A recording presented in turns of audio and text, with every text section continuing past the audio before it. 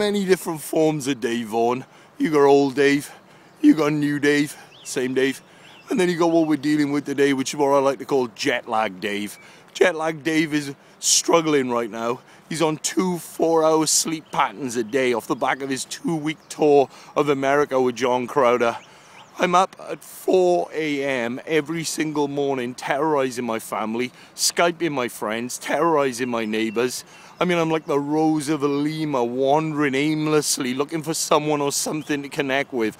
Right now, I'm in the middle of nowhere, in some field. There's horses, there's a woman with a dog, it's all kicking off. So I thought I'd do a little video blog just to encourage you guys. I mean, on my tour, I talked a little bit about the universe conspiring around our desires. And I've had people getting in touch with me, Dave, it sounds like good news. The thing is, though, I'm struggling financially. I don't know what to do. How on earth do I make this universe bring me stuff? Well, in reality, we're not going to make the universe do anything in the coming days. The universe isn't going to drop off a blessing at our efforts. It's going to drop off a blessing at our image. Such a beautiful image.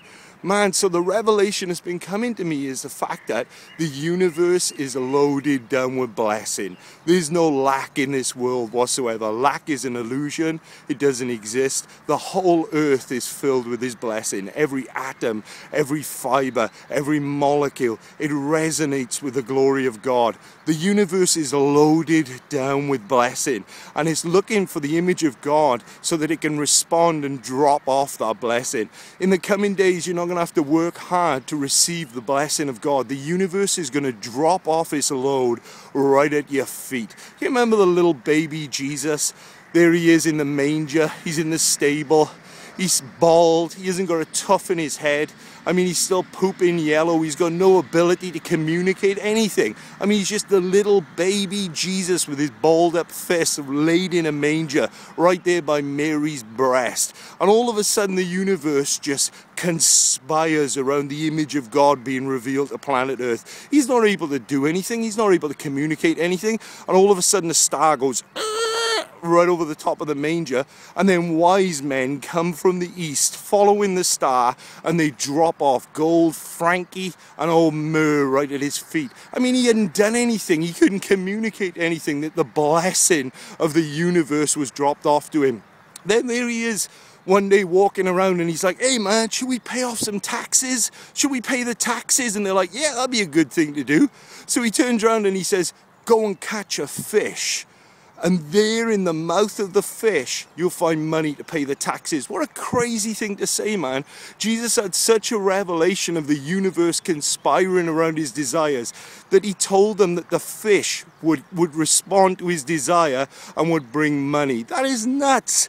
Another day he's there and he's got 5,000 people who've been hanging out with him for a few days, and he's like, man, it's not good that the people are here and they haven't been fed. Maybe we should feed them. And then as if by magic, out of the middle of nowhere, comes a little boy with a lunch of fish and bread, and then as if by magic it gets multiplied and feeds all the people, and there's enough left over for a stack to feast on. I mean, man, that's crazy. It's nuts to think, man, that all he had to do was allow the desire of the kingdom on the inside of him to manifest, and the universe would conspire around that desire.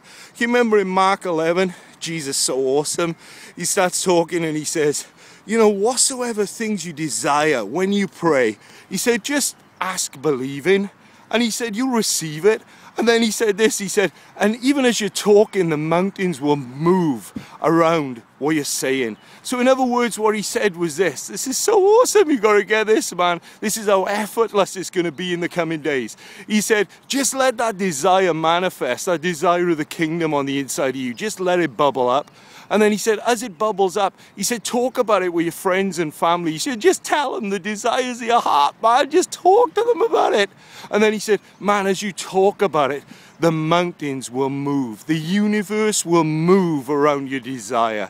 Man, that is so amazing. So many people working so hard, so many people desiring so much, yet they feel that by the working of their own hands, they're going to see it come, they're going to make it happen.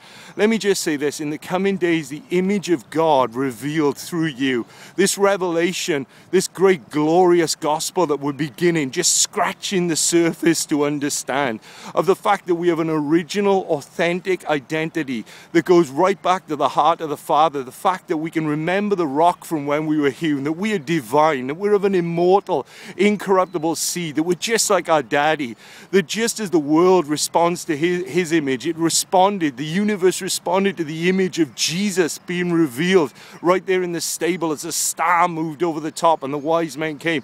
So through the hearing of this message, man, and the image of God being revealed on the inside of us, creation is going to respond. This thing is effortless. In the coming days, creation isn't going to respond to your efforts, it's going to respond to your image. That is the good news. Can you remember something else that Jesus said? They came to him one day and they said, man, is it right for us to pay taxes to Caesar? And he says, bring me the coin, bring me that temple coin. So they bring him the coin and he says, whose image and likeness is this? And they said, man, that's Caesar's. So Jesus understood image and likeness. So he says, well, I guess if that's Caesar's image, then you should render to Caesar the things that are Caesar's. So in other words, he was saying that image and likeness will bear a reward. It'll bear a yield. But he didn't stop there. He said, and to God, the things that are God's. In other words, what he was saying was, in the same way as the image of Caesar will bring a yield, the image of God is being revealed to you right now. To see me is to see the Father, and there will be a yield. That's why he stands in front of a stubborn fig tree and he stood there and he looks at it and the fig tree refused to yield fruit and he just curses the thing at the root. My goodness me, man, we are the image of God revealed. We're an ecstasy of God revealed to planet Earth. And in the coming days, the universe, creation itself, is going to respond to the image and the desires of God being revealed in and through you. My goodness me, that is such good news. There's no lack in this world. This whole earth, man, is filled with his glory.